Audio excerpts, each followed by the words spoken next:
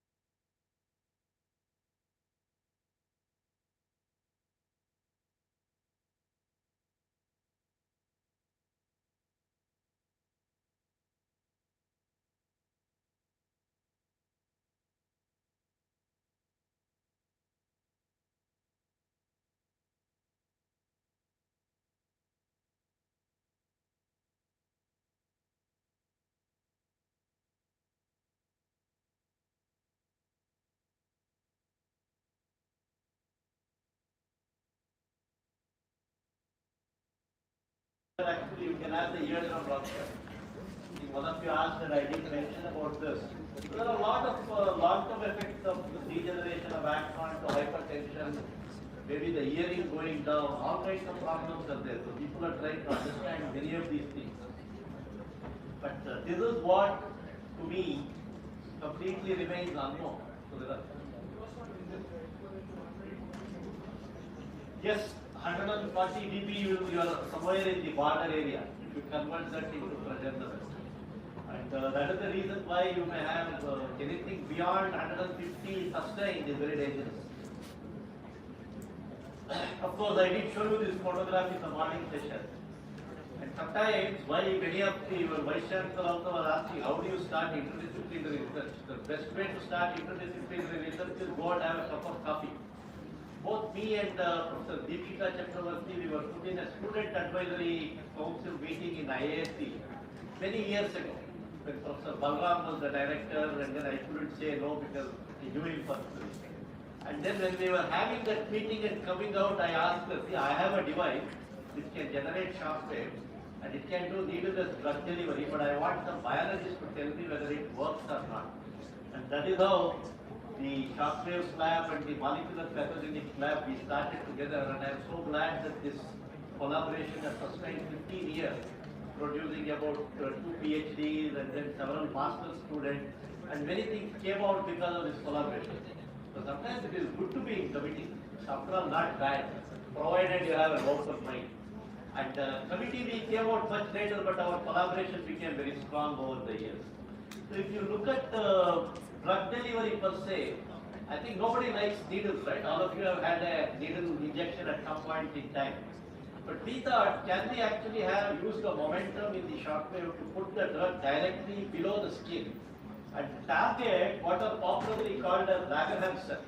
So these are all cells which are below your skin at depth of about 170 to 200 microns. If you are able to deliver vaccines over there, the effectiveness shoots up. And you don't need that much amount of antibodies if you are able to directly target Langerhans cells. Otherwise, when you poke a needle is typically few microns. I don't know how many of you have carefully looked at a needle. There is a small capillary hole which is wedged at an angle of 45 degrees. And when you put it, it actually goes very deep, about few mm. So here we ended up building a shockwave device which directly delivers it to the Langerhans cell. As a result, the amount of vaccine required is also much lower. Efficacy is also much better. And that is when we built this first generation device. There you have a drug cartridge. I have an explosive coated tube. And this tube is only used to transfer the energy. No explosive goes inside the drug. Because if explosive goes inside the drug, there will be a lot of contamination. So this was the first generation device which we built, where a small jet is generated from the outer end. And this was one such experiment which we did an animal many years ago. And the animal was very happy, it did not even feel the pain. because you are not disturbing the nerve end if you target with enough momentum only to reach 100 to 200 microns depth. Now we are proposing this for COVID vaccine and shortly we will begin the trial. Because now I have completely repackaged this into a device which doctors would be comfortable to use. The doctors have no time to ask questions. ಸ್ವಲ್ಪ adjust ಮಾಡ್ಕೊಳ್ಳಿ ಅಂತ ಹೇಳಕ್ಕಾಗಲ್ಲ because when they cut open a patient, and I can tell you this from my own experience many years ago, we wanted to cure cerebral aneurysm. Cerebral aneurysm, you know, is a brain clot where suddenly there would be a brain clot in the, in the head, and the only option is they need to cut it open. And we were very kind of ambitious in those days. Along with the Egyptian heart surgeon and another person from Tohoku Medical School, I ended up converting the entire DICOM data, which is from the brain scan, into a CFD model. And I was able to predict which aneurysm will open first. But the doctor took me to hospital theatre one day. Again, I am talking, I am an old man. I am narrating from my own experience. And he showed me, sir, I only have 25 seconds to decide which aneurysm should I cut. And they do it by intuition. Then I decided my entire CFD will, in those days with the supercomputer in Japan, took 4.5 hours. So I can't wait for 4.5 hours to convert the DICOM data into a computational fluid dynamic model of blood flow through complex arterial system in the brain, and then show through fluid structure interaction which one will rupture first. So that is the reason. The reason why I am saying this is, if you want to do anything in biomedical, you need to work with doctors very intimately. So this was the first round of device. Luckily, we were in biology, people were working with her. Professor Deepika has developed a salmonella vaccine by herself. So we said, can we use the vaccine? Can we try it out on animal model? In fact, this vaccination model was developed by Kim Divya Prakash and Akshay worked on it later. And then this was one of our first early publications on animal trial. So for the aerospace engineers, what it does is, this is how the drug actually enters in. Are you able to see this? This is a 150 micron jet which travels at about 200 meters per second. Makes a small hole in your subcutaneous blood delivery vehicle. And the wound would close by itself because it is a very small wound, so you don't really have to worry with the wound. There is absolutely no pain that is felt by the patient. Of course, once we built this needleless blood delivery system, we ended up doing a lot of animal trials. We have started the human trials yet in the needleless blood delivery. But the good thing is we can fine-tune the energy required for a particular application. So we targeted subcutaneous Langerhans cell, which required an energy level with a velocity equal to 180 to 200 meters per second. Accordingly, we were able to successfully penetrate and check on the animal model. So we are yet to verify this with human, because we know very well humans are thick skinned. So I need to, what I do for one animal may not hold good. I may need more energy. And we also had some queries from South Africa, especially on the wildlife reproduction, whether you will be able to provide and things like that. So this is one application. Of course, the efficacy of salmonella vaccination has been proved by several routes. And luckily, the shockwave-based one worked very well. So we are very happy about it. Little later, I have just mentioned to you whether I can put a DNA inside a cell, because that is something biologists do all the time. They do adopt several methods. There is one method called electroporation. I am sure many of you would have heard about it. Electroporator is a common device that is there in virtually every biology lab, whether it is in hospital or in a university.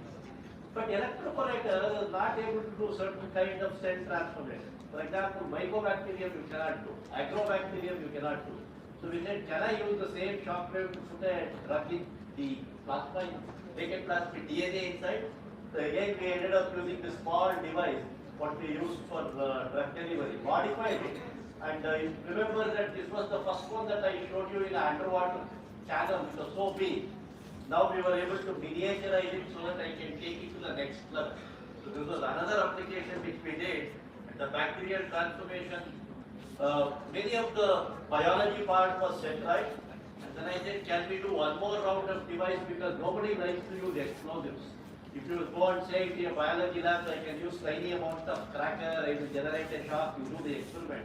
It is all wonderful. It sounds safe, but no one wants to do. So we ended up building the next generation where we used solar energy and then created hydrogen oxygen. And then we ended up creating a small shock like this from a tiny tube. And this shock was able to do the same job like what I showed you earlier. So why I am showing this is the engineers have to evolve over a period of time to build a tool which everybody would be happy to buy. No questions asked. You can't be explaining science to a doctor or somebody and he doesn't want to learn shock wave. He has to press the button and it should give the same signal every time. And that has taken us quite a bit of time. And the one device that I showed you there is able to do that for wound healing. Of course, this is how the device looked like many years ago. This was the shock pulse that we used for cell transformation. So this is the key. And how we are able to control the pulse width and the area under the curve for a given specific application. Of course, we ended up looking at several transformations, including E. coli, Pseudomonas, Salmonella. All these words I only picked up after working with students because my biology stopped after +2. But I always wanted to become a doctor and I did get a seat in Ballari but couldn't go due to several reasons. And ended up, but now I am happy that I am doing so many things with doctors and learning every day. So once this is done, in fact, many of the mechanical engineers here, I never thought one day I will try to measure the Young's modulus when it is exposed to shock wave after exposing a bacteria to a shock wave. In fact, the bacteria has a very interesting characteristic. It is a few micron creature. I would call it as a creature because of its amazing ability to absorb energy.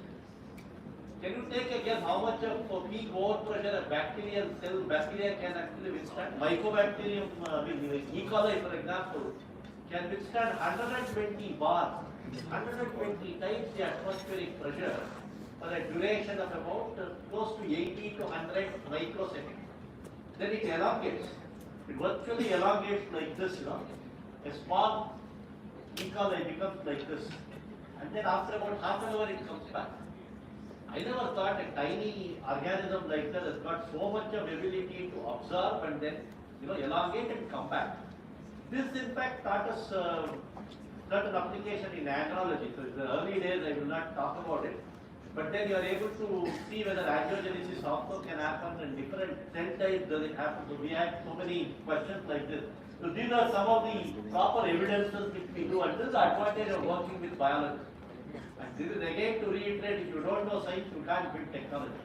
Luckily, we were able to go through this entire process, which also got very good recognition in some of the top journals. And then we were able to prove shock waves can increase the Young's modulus of a bacterial cell wall. In fact, this does not have any subcellular organism like mitochondria and anything. It's a unicellular organism. If you can understand how the energy absorption takes place in a unicellular organism, it makes your life easy in coming up with other applications. Of course, biofilm infection is a deadly thing, and I am sure biofilm is known to medical doctors better than anybody. Biofilm, you don't have to get worked up for engineers. It is just a colony of bacteria. And millions of cells can grow over any surface, and the thickness of this biofilm is about few microns. And the good thing about these guys is they breathe in and breathe out like terrorists who are surviving in an underground bunker. So you can try to hit on one side, nothing happens to the biofilm. So it's extremely difficult to dislodge a biofilm. Doctors would tell you that antibiotic molecules cannot enter the biofilm because it is so thick.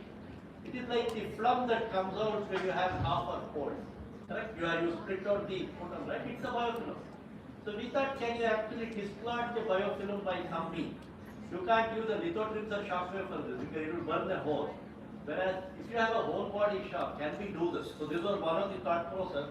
And biofilm affects virtually every part of the organ today. So we started at one point in time when I started aerodynamics, I never thought I will put a mice inside a shock tube. This was a big shocker for me. I was worried what would happen to the poor thing. Will it die?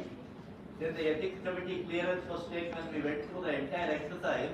I had to come out with a shock pulse which will not hurt any part of the mice brain or other organs of the animal. Otherwise, ethics committee will sue me.